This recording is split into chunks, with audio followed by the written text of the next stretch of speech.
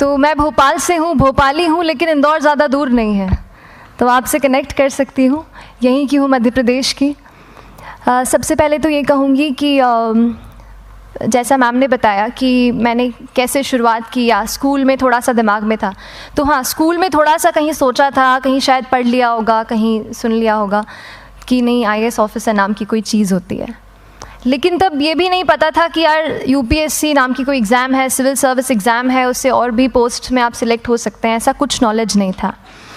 जब मैं अपने कॉलेज लेवल में आई, जब कॉलेज में एडमिशन लिया, मैंने भोपाल से ही प्राइवेट इंजीनियरिंग कॉलेज से केमिकल इंजीनियरिंग किया है, और उस दौरान मुझे जब मैंने सोचना शुरुआत की कि क्या बनना है, कंटेम्पलेट किया कि एग्जैक्टली क्या करियर चाहती हूँ, तो लगा कि यार कहीं जो पुरानी ड्रीम थी, एक जो सपना था, वो अभी उसको सामने लाना चाहिए।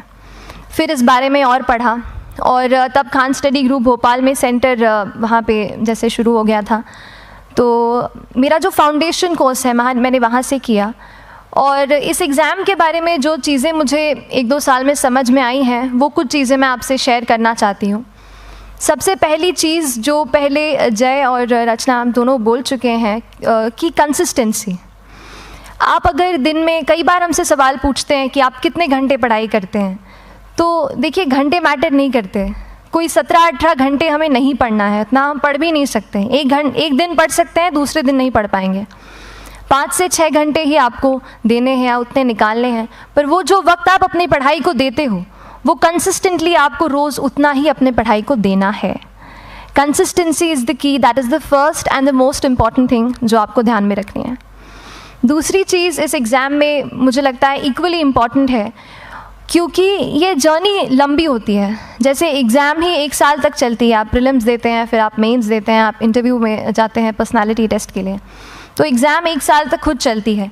उसके पहले मान लीजिए आप 1-1.5-2 साल पहले से प्रिपेयर कर रहे हो, तो ये जर्नी काफ़ी लंबी रहती है। उस जर्नी में मेंटली अपने आप को मोटिवेट रखना, अपने आप को बूस्ट करते रहना, वो भी इक्वली इम्पॉर्टेंट है, और इसीलिए अपने आप पर भरोसा बेहद ज़रूरी है। You need to have a faith in yourself कि अगर आपने इसमें कदम रखा है, अगर आपने सोचा है कि आप सिविल सर्विस एग्ज़ाम देना चाहते हैं और देंगे, तो आपको ये ठान के उसमें जाना है कि हाँ, मैं ये कर सकता या कर सकती हूँ। ये एक अपना मोटिवेशन, अपने साथ एक फेथ, बिलीफ अपने ऊपर आपको हमेशा रखना है। कमिंग टू प्रेपरेशन की कैसे तैयारी करनी है, बहुत सारी बातें आप सुन चुके हैं कि आंसर राइटिंग में कैसे करना होता है, आंसर राइटिंग का स्ट्रक्चर कैसा होना चाहिए। तो मैं शुरू में सबसे पहले ये कहूँगी कि मेरे प्रिपरेशन का बेस 2 चीज़ें रहीं। पहला था करंट अफेयर्स। करंट अफेयर्स इसलिए मैंने उसको उसी से शुरुआत की क्योंकि करंट अफेयर्स सबसे इंटरेस्टिंग पार्ट होता है। कई बार आपको हिस्ट्री कभी बोरिंग लगेगी, कई बार आपको लगेगा ज्योग्राफी इतना, कभी हर किसी के अपने अपने फेवरेट्स होते हैं। तो मुझे वो 2 सब्जेक्ट्स लगते थे कि यार इतना मन नहीं करता है, लेकिन न्यूज़पेपर्स और करंट अफेयर्स में जो भी नया चल रहा है वो मुझे हमेशा इंटरेस्टिंग लगता था। इंटरनेशनल रिलेशंस में क्या हो रहा है, क्या सोशल रियलिटीज़ हैं, कहाँ क्या हुआ, उसका क्या इम्पैक्ट पड़ेगा एडमिनिस्ट्रेशन पे और हमारे कंट्री पे, तो उसको आप अपना एक बेस बना सकते हो। आप करंट अफेयर्स बेस्ड प्रिपरेशन कर सकते हैं, इसलिए भी क्योंकि अगर आप मेंस एग्ज़ाम देखेंगे तो काफ़ी डायनामिज्म आ गया है, केवल प्रीलिम्स में नहीं बल्कि जनरल स्टडीज़ पेपर 2, पेपर 3 में भी आप देखेंगे कई सारे ऐसे सवाल हैं जो करंट इवेंट्स से इंस्पायर्ड होते हैं, उन पे बेस्ड रहते हैं। तो जब आप न्यूज़पेपर बेस्ड, करंट बेस्ड पढ़ाई करते हैं तो वो आपका प्रिपरेशन वहाँ से भी कवर हो सकता है।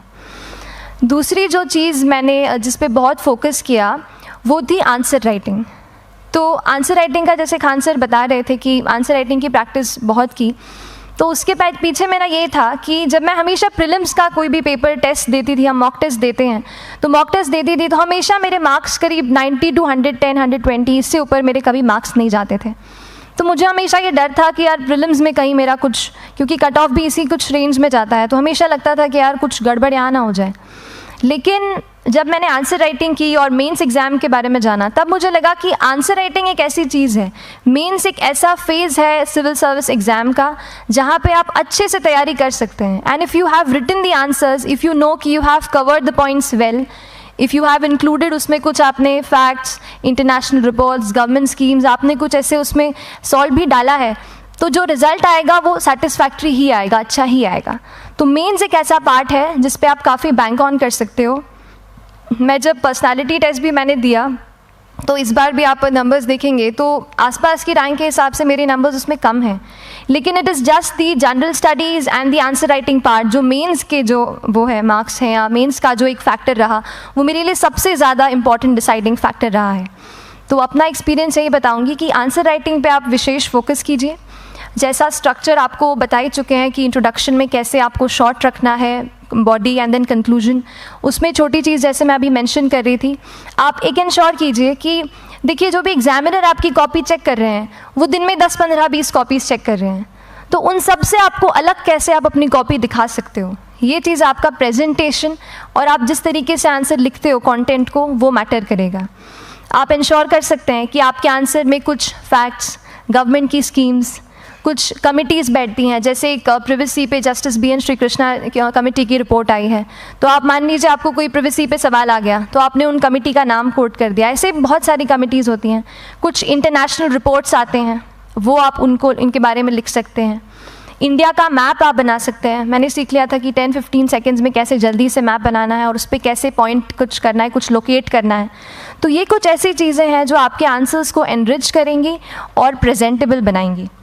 तो इस तरीके से आंसर्स पे जैसे हम क्लास करते हैं, लेकिन उसके साथ साथ आपको ये कोशिश करनी है कि 1 से 2 आंसर पर डे आपको ज़रूर लिखने ही लिखने हैं, apart from the test series that you are doing. Answer writing से 2-3 चीज़ें होती हैं, ना केवल हमारी एक लिखने का हमें समझ आता है हम क्या लिखते हैं कैसा है, पर हमारा कॉम्प्रिहेंशन भी इम्प्रूव होता है।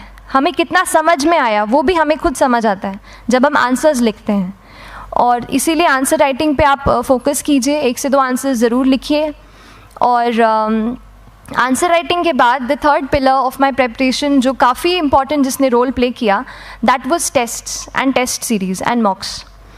देखिए हम पढ़ रहे हैं यहाँ पर, I will also come to the point कि हम कैसे दिल्ली, भोपाल और इंदौर में प्रिपेयर करके बिना दिल्ली जाए हम कैसे कर सकते हैं, I will come to that point. पर उसके पहले टेस्ट की थोड़ी बात कर लेती हूँ कि टेस्ट देना क्यों ज़रूरी है। हम ये जो एग्ज़ाम दे रहे हैं सिविल सर्विस की, एक ऑल इंडिया लेवल एग्ज़ाम है and this cut throat competition. तो उसके लिए आप केवल पढ़ते रहें, सारी बुक्स, मटेरियल्स, स्टैंडर्ड ये करंट का सब पढ़ लें, लेकिन अगर आप ये नहीं जज कर पाए कि आपका क्या लेवल है at an all India level, तो चीज़ें समझ में आप नहीं, मतलब आप आगे नहीं बढ़ पाएंगे या सही डायरेक्शन नहीं पकड़ पाएंगे। तो इसलिए आप टेस्ट से घबराइए मत। कई बार टेस्ट का इनर्शिया होता है, ऐसे लगता है कि जब तक पूरा सिलेबस कंप्लीट नहीं कर लूँ तब तक टेस्ट नहीं दूंगा, लेकिन सच में बात ये होती है कि जब तक हम GS के मतलब पेपर देने अंदर भी घुसते हैं ना, तब भी उस सेकंड पे लग रहा होता है कि कुछ छूट गया है हमारा।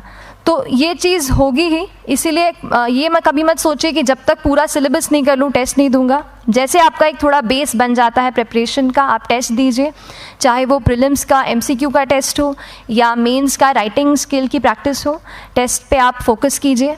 उसके बाद टेस्ट केवल देने के लिए नहीं देना है, उसको एनालाइज भी अच्छे से करना है। When you get the answer hints, when you get the answer keys, analyse properly कि आपकी क्या गलती हुई है और उससे भी सीखने की कोशिश कीजिए कि क्या कुछ नया मुझे इस टेस्ट पेपर से या इस आंसर कॉपी से मिल सकता है।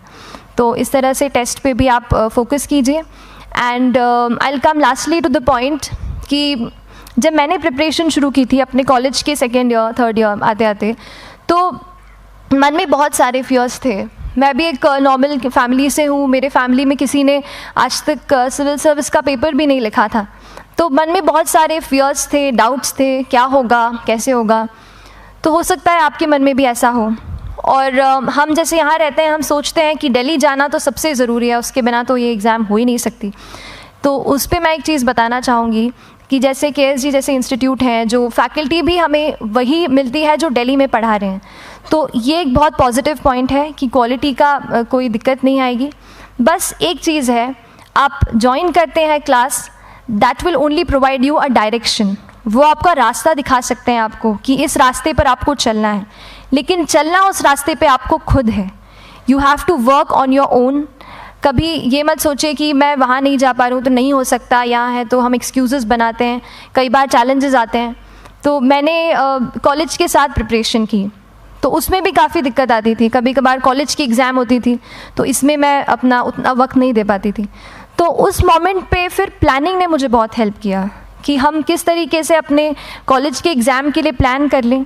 जैसे मैंने इंजीनियरिंग की है और मुझे पता है कि हम इंजीनियर्स 1 महीने से ज़्यादा पहले से पढ़ते नहीं हैं, पढ़ते हैं क्या? तो वो चीज़ आप ध्यान रख सकते हो, उसको अपना स्ट्रॉन्ग पॉइंट बना सकते हो। 1 से 1.5 महीना जब exam is approaching, I used to plan my entire syllabus का प्रिंट आउट निकाल के I used to make my notes, उस तरीके से उसको मैं उसको संभाल लेती थी। तो whenever you are managing those things together, focus on planning, किस तरीके से आप एक माइक्रो प्लान बनाएं, अपना डेली एक प्लान बनाएं, वीकली टारगेट सेट करें और एक ब्रॉड विजन दिमाग में रखें कि ब्रॉडली आप मंथ्स में क्या कवर करने वाले हैं। अगर आप प्लानिंग अच्छे से करते हैं तो ज़्यादातर पोर्शन आपका वहीं से कवर हो जाता है, और जब आप टारगेट्स बनाते हैं, उनको टिक करते हैं, तो एक सेंस ऑफ कंप्लीशन भी आपको मिलता है कि yes I am on the right path और मैं सही जा रहा हूँ या जा रही हूँ।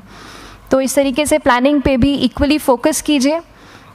एंड बस यही सिंगल बिगेस्ट मैसेज मेरी तरफ से यही रहेगा कि आपने अगर ठान लिया है, अगर आप सोचते हैं कि आप ये एग्ज़ाम क्रैक कर सकते हैं, तो आपको रोकने वाला और कोई नहीं, आप खुद ही हो सकते हैं।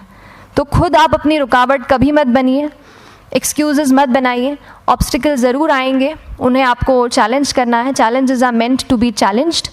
तो सही तरीके से अपने ऑब्स्टिकल्स को हैंडल कीजिए, और इस एग्ज़ाम में अगर आप सही स्ट्रैटेजी रखते हैं तो आप अपने एक अटैम्प्ट में ही इसको क्रैक कर सकते हैं। एंड एनीवेज आप जो भी अटैम्प्ट नेक्स्ट रखते हैं, दिल में यही रखिएगा कि जो ये मेरा नेक्स्ट अटैम्प्ट होने वाला है, ये मेरा बेस्ट अटैम्प्ट होने वाला है।